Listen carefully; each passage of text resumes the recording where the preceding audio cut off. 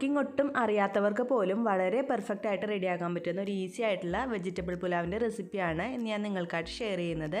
ഇത് ഞാൻ സാധാരണ വെജിറ്റബിൾ പുലാവ് ഉണ്ടാക്കുന്നതിനേക്കാളും കുറച്ചൊരു ഡിഫറെൻ്റ് ആയിട്ടാണ് ചെയ്തിരിക്കുന്നത്. അപ്പോൾ അതെങ്ങനെയാണെന്ന് നമുക്ക് നോക്കാം.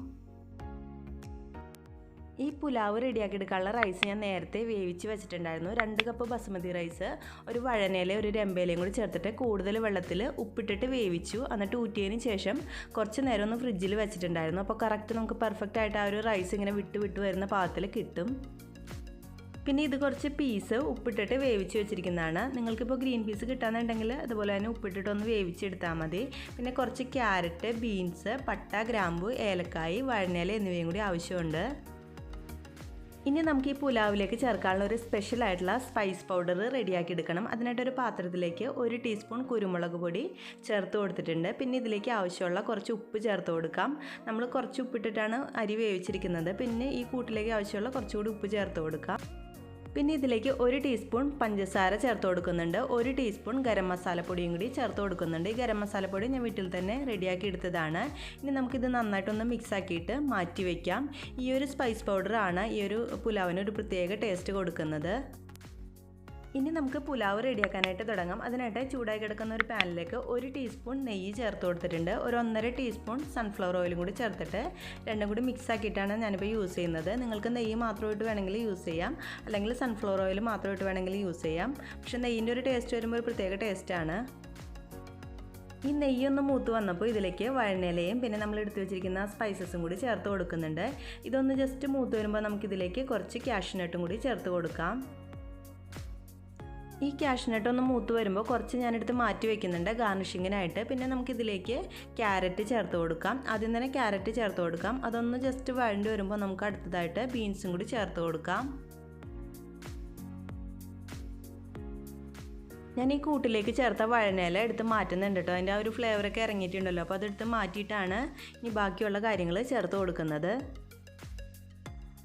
ഇപ്പോൾ ക്യാരറ്റ് അത്യാവശ്യം മൂത്ത് വന്നിട്ടുണ്ട്. ഇനി ഞാൻ ഇതിലേക്ക് കുറച്ച് റേസിൻസും കൂടി ചേർത്ത് കൊടുക്കുന്നുണ്ട്. കഴുകിയിട്ടാണ് ചേർത്ത് കൊടുക്കുന്നത്. അങ്ങനെ തന്നെ ഇട്ടാൽ അതിൽ അഴുക്കൊക്കെ ഉണ്ടാവും. അപ്പോൾ അതൊന്ന് നന്നായിട്ട് കഴുകിയിട്ട് ചേർത്ത് കൊടുക്കാം.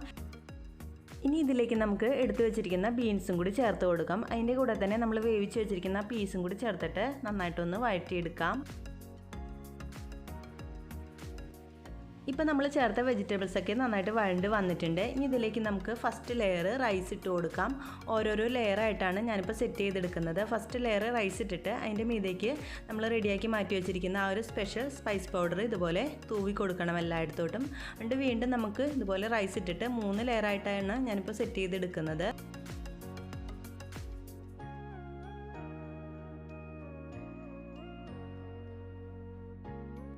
ഇപ്പോൾ ലാസ്റ്റത്തെ ലെയർ റൈസും ചേർത്ത് കൊടുത്തിട്ടുണ്ട്. അതിൻ്റെ മീതേക്ക് ആ സ്പൈസ് പൗഡറും കൂടി ചേർത്തിട്ട് ഇനി ഇത് അനക്കാതെ വെച്ചിട്ട് ഒരു 2 മിനിറ്റ് ഒന്ന് ആവി വന്നതിന് ശേഷം വേണം നമുക്കിതൊന്ന് ഇളക്കി യോജിപ്പിക്കാനായിട്ട്.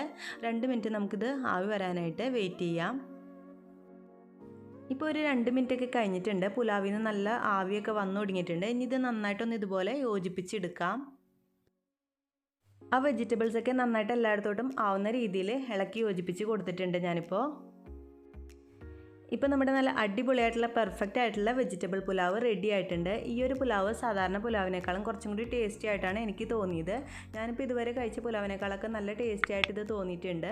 അപ്പോൾ ഇത് ഒരു സ്പെഷ്യലായിട്ടുള്ള ആ ഒരു സ്പൈസ് പൗഡറൊക്കെ ചേർത്തിട്ട് ഉണ്ടാക്കുന്നതുകൊണ്ടാണ് ഈ ഒരു സ്പെഷ്യൽ ടേസ്റ്റ്.